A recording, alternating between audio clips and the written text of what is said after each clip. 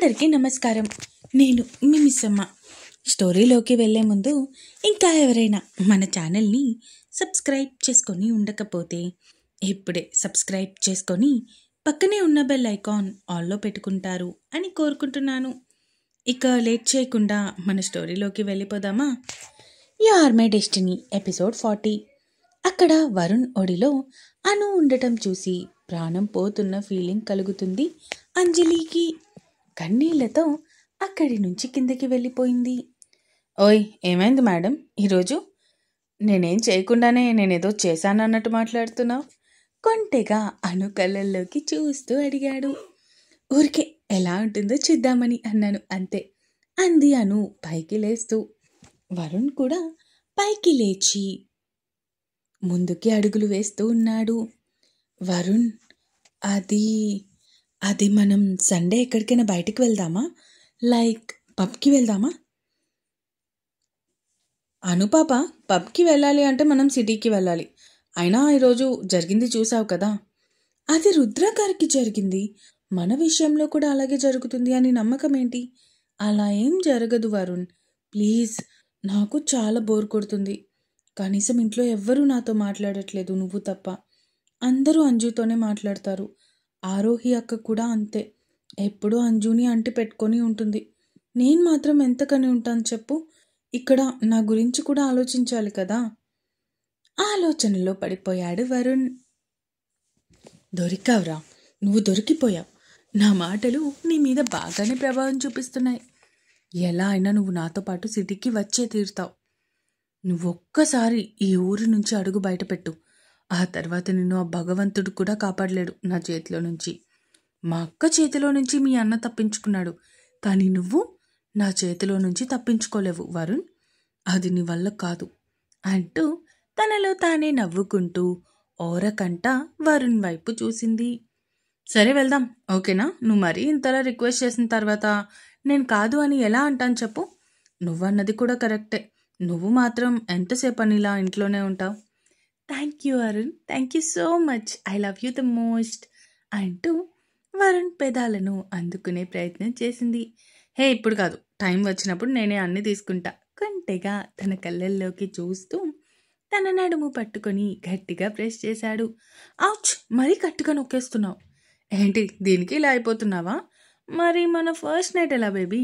మన first night రోజు నాకు తెలిసి అయితే ఎవరూ లేని ప్లేస్కి వెళ్ళిపోవాలి, లేదంటే మన రూమ్కి సౌండ్ ప్రూఫ్ అయినా పెట్టించుకోవాలి, లేదంటే నువ్వు అరిచే అరుపులకి ఏమైపోయిందో అని అందరూ లోపలికి వచ్చేస్తారు. ఛీ, అస్సలు సిగరేదు వరుణ్ నీకు అంటూ వరుణ్ నుంచి విడిపించుకొని బయటికి వచ్చేసింది అను. వరుణ్ కూడా నవ్వుతూ అను వైపు చూస్తూ బయటకి అడుగులు వేశాడు. అప్పటికే రుద్ర, ఆరోహి, అంజలి, అక్షర్ అందరూ కిందే ఉన్నారు. అఖిలాండేశ్వరి గారు అందరితో మాట్లాడుతూ ఉన్నారు. సరిగ్గా అప్పుడే అక్కడికి వచ్చారు అను ఇంకా వరుణ్ ఇద్దరు. వరుణ్, నువ్వేమంటావు నాన్న? ఇంకొక 1 వీక్లో నీకు అంజుకి ఎంగేజ్మెంట్ చేద్దాం అనుకుంటున్నాము. నువ్వేమంటావు?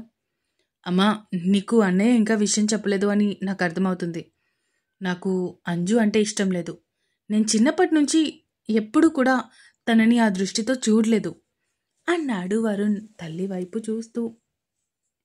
మరి పోనీ ఇప్పుడు చూడరా, అంజుకి ఏం తక్కువ చెప్పు? మంచి అమ్మాయి, మంచిగా చదువుకుంది, నీకు పర్ఫెక్ట్ రా తను. పైగా చిన్నప్పటి నుంచి మీ ఇద్దరికి ఒకరంటే ఒకరికి తెలుసు. మరి తనని పెళ్లి చేసుకోవడానికి ఇంకేంటి ప్రాబ్లం నాన్న?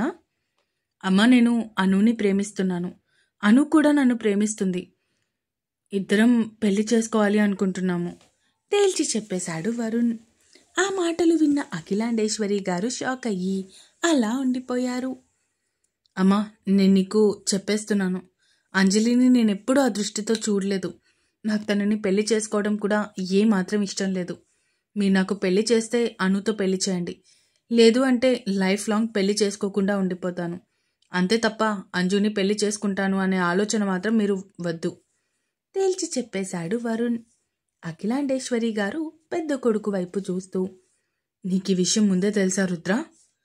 అది అమ్మా, అంటే ఒక 2 రోజుల ముందు తెలుసు. తల్లి ముందు నిజం ఒప్పుకున్నాడు రుద్ర. మరి ఆ వెంటనే నాకు చెప్పాలి అని నీకు అనిపించలేదా? నేనేమో ఇక్కడ వీళ్ళ ఎంగేజ్మెంట్ కోసం అన్ని ఏర్పాట్లు చేసుకున్నాను.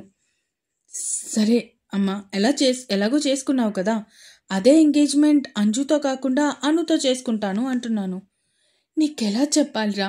స్వామివారు మీ పెళ్ళి అంజుతో మాత్రమే జరగాలి అంటున్నారు, లేదంటే నీ ప్రాణాలకే ప్రమాదం అంటున్నారు. ఈ విషయం నేను నీకెలా చెప్పాలి? అన్నీ తెలిసిన రుద్ర కూడా ఇలా సైలెంట్గా ఉంటాడు అని నేను అస్సలు అనుకోలేదు అనుకున్నారు అఖిలాండేశ్వరి గారు మనసులో. అమ్మా, నీకు చెప్పింది అర్థమైంది అనుకుంటున్నాను. ఇక నేను వెళ్తాను. అను, నాతో పాటురా అని అనుని తీసుకొని అక్కడి నుంచి వెళ్ళిపోయాడు వరుణ్. అంజుకి ఏడుపు తన్నుకు వస్తున్నా కూడా అతి కష్టం మీద దాన్ని ఆపుకుంటూ ఉంది. అంజు బాధ చూస్తూ ఉన్న ఆరోహి అంజుని తీసుకొని అక్కడి నుంచి వెళ్ళిపోయింది.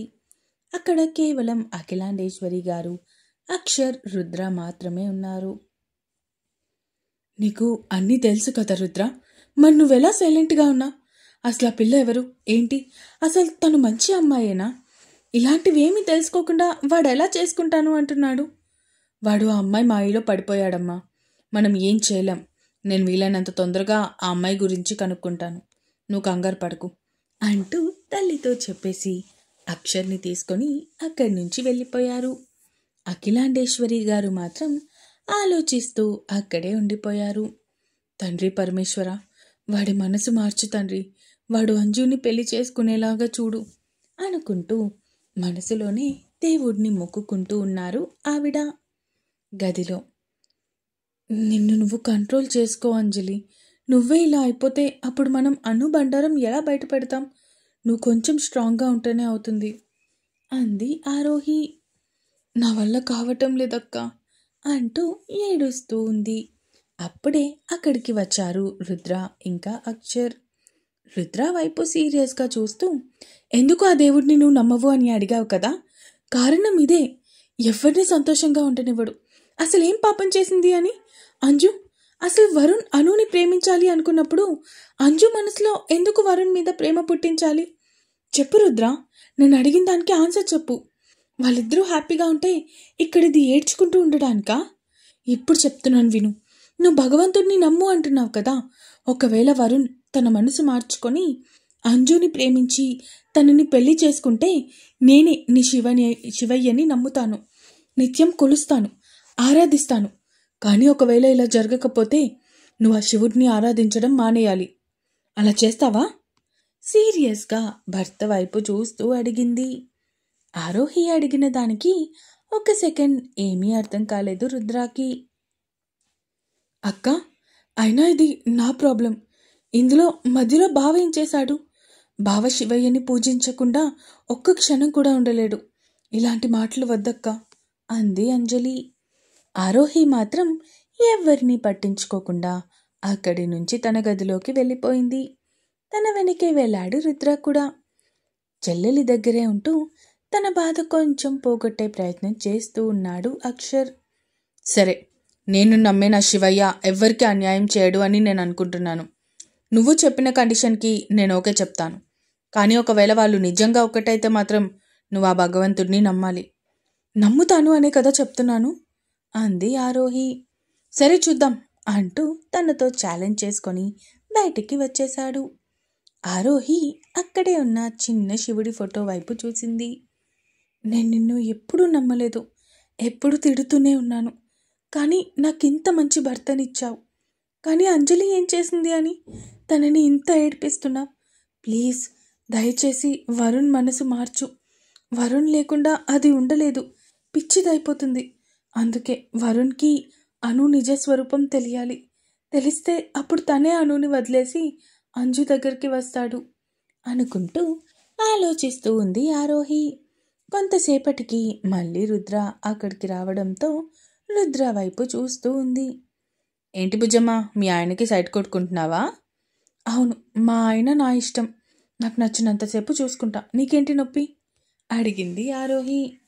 ఆహా అలాగా అంటూ తన దగ్గరికి చేరి తన నడుము చుట్టూ చేతులు వేసి తనని తన మీదకి లాక్కున్నాడు. ఓయ్, ఏం చేస్తున్నావు? భయంగా రుద్ర వైపు చూస్తూ అడిగింది. ఇంత సడన్గా ఇంత లవ్ ఎలా పుట్టుకొచ్చింది? ఆమె కళ్ళల్లోకి సూటిగా చూస్తూ ప్రశ్నించాడు. తెలీదు, కానీ బాగా నచ్చేసావు. ఫస్ట్ ఇష్టం వచ్చింది, ఆ తర్వాత తెలియకుండానే లవ్ కూడా వచ్చింది నవ్వుతూ చెప్పింది ఆరోహి. అవునా అంటూ సూటిగా ఆమె వైపు చూస్తూ, అయితే మీ ఆయనకి ఇప్పుడు నేను ముద్దు పెట్టుకోవాలి అనిపిస్తుంది బుజ్జమ్మ, పెట్టుకోనా అడిగాడు రుద్ర. అప్పుడే కాదు, ముందు అంజు వాళ్ళ ప్రాబ్లం క్లియర్ అవ్వాలి, ఆ తర్వాత ఏమైనా. పాపం రుద్ర, అంజు ఏడుపు చూస్తే నాకు నిజంగా బాధగా అనిపిస్తుంది చెప్పింది ఆరోహి. అవును, కానీ వరుణ్ అనుని ఇష్టపడితే మనం మాత్రం ఏం చేయగలం చెప్పు, అందులో మనం చేయడానికి ఏం లేదు చెప్పాడు రుద్ర. నిజం చెప్పు, అను ఎవరో నీకు తెలీదా సూటిగా రుద్ర కళ్ళల్లోకి చూస్తూ ప్రశ్నించింది. చెప్పు, నీకు నిజంగా తెలీదా?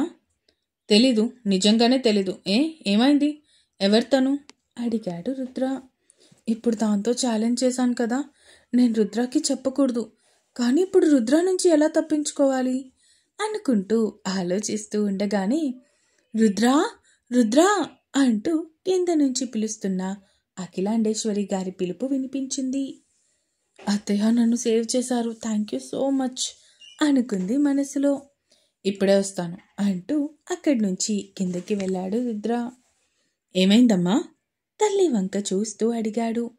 పద, మనం గుడికి వెళ్ళాలి అన్నారు అఖిలాండేశ్వరి గారు. కానీ ఇప్పుడు గుడికి నన్ను తీసుకెళ్ళవా? నా మనసు ఎందుకో కీడు శంకిస్తుంది.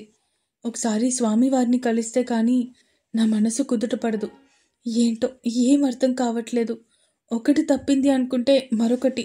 ఆ శాపం ఈ వంశాన్ని ఇంకెన్నాళ్ళు పట్టి పీడిస్తుందో తెలియటం లేదు అనుకుంటూ ఆలోచిస్తూ ఉన్నారు అఖిలాండేశ్వరి గారు. ఇక తల్లిని తీసుకొని గుడికి స్టార్ట్ అయ్యాడు రుద్ర.